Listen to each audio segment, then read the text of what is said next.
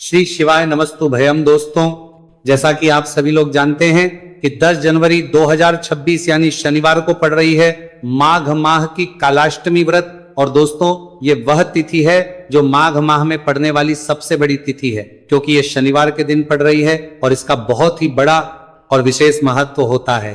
पूज्य गुरुजी ने कहा है कि अगर कभी भी मौका लग जाए और माघ महीने की कालाष्टमी व्रत शनिवार को पड़ जाए तो आप लोगों को सरसों की तेल वाला उपाय तो अवश्य ही करना चाहिए। इन दोनों तिथियों का संयोग बहुत ही कम आता है। इसी के साथ में गुरु जी ने अपनी शिव पुराण कथा में बताया है कि इस दिन आपको सरसों की तेल वाला उपाय तो आपको अवश्य ही करना चाहिए, क्योंकि ऐसा दिन पूरे साल में सिर्फ एक ही बार आता है। और दोस्तों, आप सभी लोग जानते हो कि शनिवार कालाष्टमी व्रत का अगर सबसे बड़ा कोई उपाय है तो वह सरसों की तेल वाला उपाय है। तो दोस्तों, कालाष्टमी व्रत के दिन आप लोगों को इस सरसों की तेल वाला उपाय को जरूर करना है। बहुत सारे लोग होंगे जिन लोगों ने इस उपाय को ना किया हो, मतलब पूरा साल निकल गया, उन्होंने किसी भी दिन इस सरसों की तेल वाला उपाय को ना किया हो। पर दोस्तों, आपके पास एक मौका बचा हुआ है, जो कि 10 जनवरी 2026 शनिवार कालाष्टमी व्रत के दिन है। इस दिन आप लोगों को इस वाले उपाय को जरूर कर लेना है। भले ही आपने पूरे महीने भर इस उपाय को ना किया हो, पर अगर आपने इस माघ महीने के शनिवार कालाष्टमी व्रत के दिन अगर इस वाले उपाय को कर लिया तो आपको इस उपाय को करने का वह फल मिलेगा जिसकी आपने कभी कल्पना भी नहीं करी होगी। इसीलिए आप लोग इस वाले उपाय को एक बार जरूर कर लेना है, ताकि आप लोगों के हाथ से यह मौका ना जा सके और आपको इस उपाय करने का फल मिल सके। दोस्तों, ये उपाय पंडित जी ने अपनी अभी की ही श्री शिव महापुराण की कथा में बताया है जी। इस उपाय को आज हम आपको बहुत अच्छे से समझाने वाले हैं। इस वीडियो को देखने के बाद इस उपाय को समझने के लिए आपको कोई और वीडियो को देखने की जरूरत नहीं पड़ेगी। तो चलिए दोस्तों, उपाय को शुरू करते हैं। देखिए, ये इस माघ महीने के शनिवार कालाष्टमी व्रत के दिन ये इतना खास होता है, इतना महत्वपूर्ण होता है। देखा गया है कभी कभी बड़े बड़े पूजा पाठ अनुष्ठान जो मनोकामना पूर्ण नहीं होते, वह माघ महीने की शनिवार कालाष्टमी व्रत के दिन एक छोटे उपाय करने से ही आपकी मनोकामना पूर्ण हो जाती है। और बहुत सारे लोगों ने इस उपाय को किया भी है और उनको इस उपाय को करने का फल भी जरूर मिला है। अगर आप लोग भी इस उपाय को करना चाहते हैं तो आप इस उपाय को पहले अच्छे से समझ लेना, सुन लेना, उसके बाद करना। आपको इस उपाय का फल जरूर मिलेगा। और इस उपाय को कर लेने से आपके घर में चाहे किसी भी प्रकार की दुहक और समस्या क्यों ना चल रही हो, आप उसका कारण भी नहीं पता है कि भाई ये समस्या किस कारण से चल रही है, उसका कुछ भी कारण हो सकता है। जैसे पितृदोष हो सकता है या किसी भी तरह का मंगल दोष भी हो सकता है। तो इस दिन आप लोगों को ये वाला उपाय कर लेना है।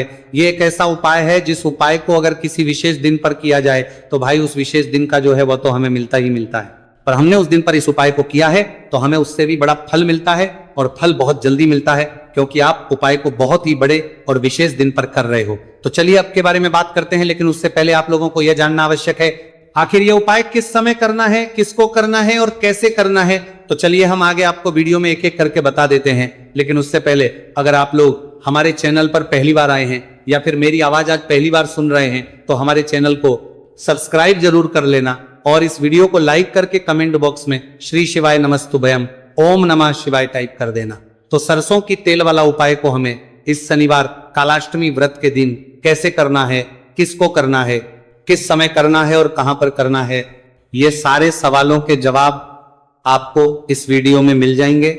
और जो ये वीडियो देखेगा भाई, उसको सरसों की तेल वाला उपाय जरूर करना चाहिए, क्योंकि इस दिन सरसों के तेल का भी बहुत ही बड़ा और विशेष महत्व होता है।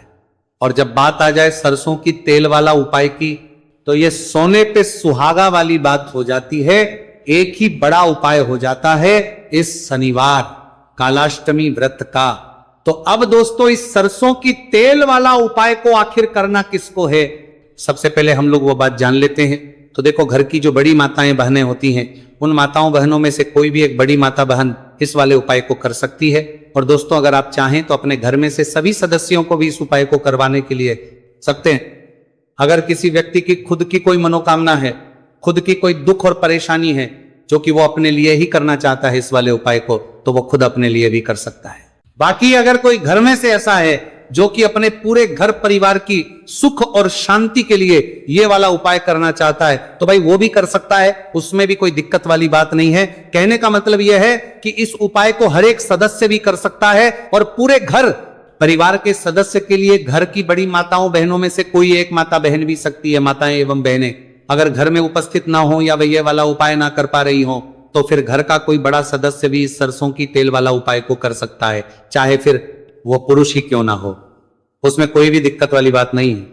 उसके बाद में दोस्तों जो अगला प्रश्न निकल कर आता है वो ये आता है इस उपाय को लेकर कि आखिर इस उपाय को हमें किस समय करना है, सुबह के समय करना है कि शाम के समय करना है। तो देखो इस वाले को आप लोग सुबह के समय भी कर सकते हो और शाम के समय प्रदोष काल में भी कर सकते हो। अब अगर आप पूछो कि भाई सबसे उत्तम समय कौन सा रहेगा इस सरसों की तेल वाला उपाय को करने का, तो हम आपसे बस यही कहेंगे कि इस उपाय को आप सुबह के समय करेंगे तो ज्यादा बेहतर होगा। बाकी अगर प्रदोष काल शाम के समय भी करेंगे तो भी अच्छा होगा, उसमें कोई भी दिक्कत वाली बात नहीं है। तो अब दोस्तों जो अगली सबसे बड़ी और महत्वपूर्ण बात है वो ये आती है कि सुबह अगर हम उपाय को करेंगे तो हमें कितने बजे से लेकर कितने बजे तक के बीच में करना है, और समय प्रदोष काल में करेंगे तो हमें कितने बजे से लेकर कितने बजे के बीच में करना है।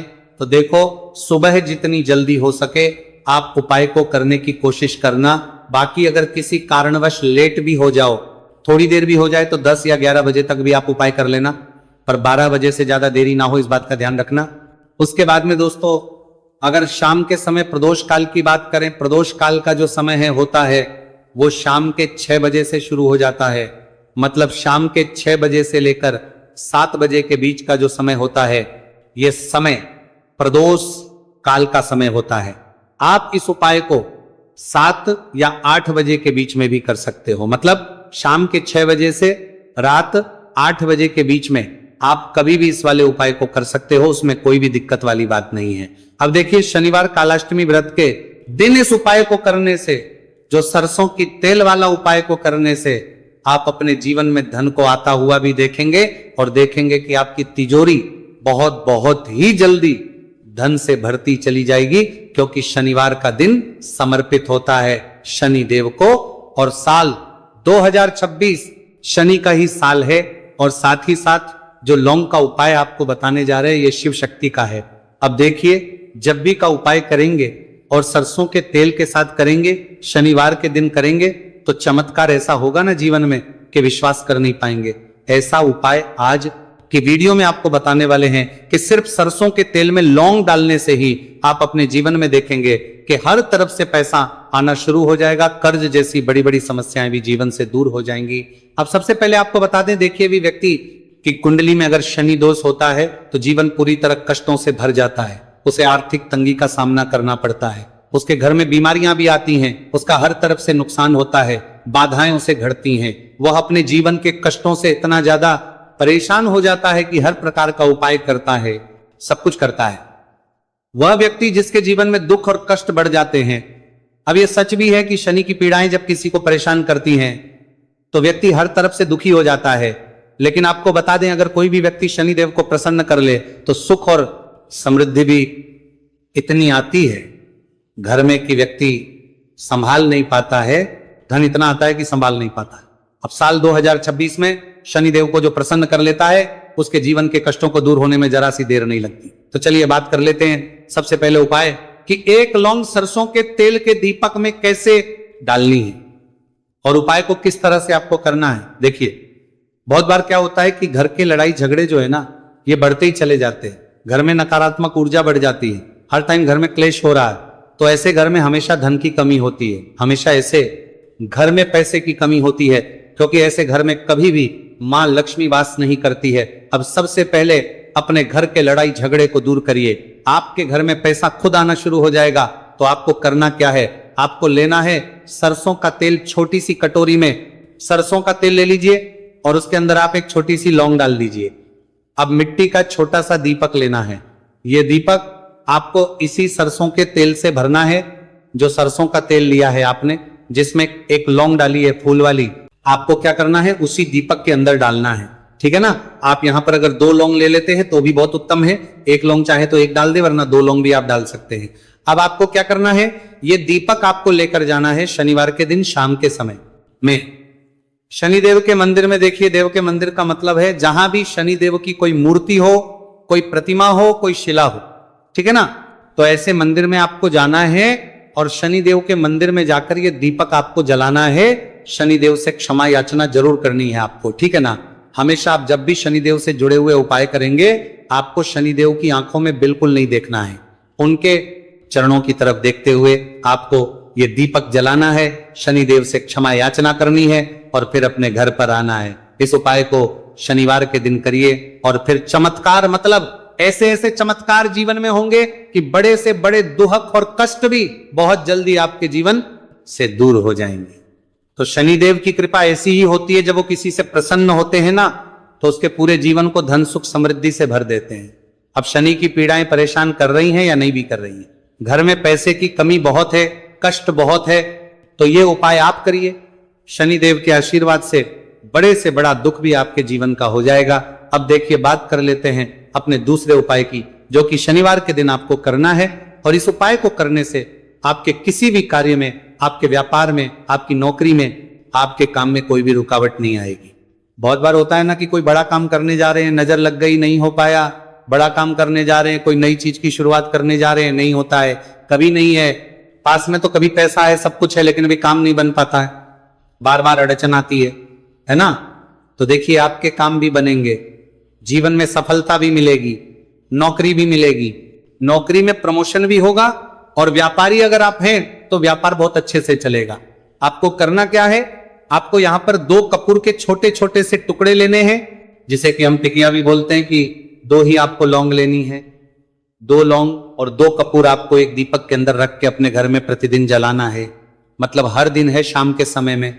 और इसका जो धुआं है ये आपको अपने पूरे घर में दिखा देना है। तो देखिए, जब भी आप लौंग और कपूर इस तरह से अपने घर में जलाएंगे, सबसे पहले तो आपका जो भी व्यापार है, नौकरी है, जो भी काम है आपका बहुत अच्छे से चलेगा, उसमें कोई रुकावट नहीं आएगी, कोई नजर नहीं लगेगी। और अगर कुछ भी ऐसा है उल्टा सदा आपके घर में कि कोई नेगेटिव एनर्जी है, बुरी शक्ति है, तुरंत के तुरंत आपके घर से दूर होगी। जब भी आप और कपूर जलाते हैं ना, आपके घर में सकारात्मक ऊर्जा बढ़ जाती है, पॉजिटिव एनर्जी, जिसके बाद आपके घर में मां लक्ष्मी वास करती है। हमेशा ऐसे घर में धन की वर्षा होती है जो लौंग और कपूर अपने घर में जलाते हैं।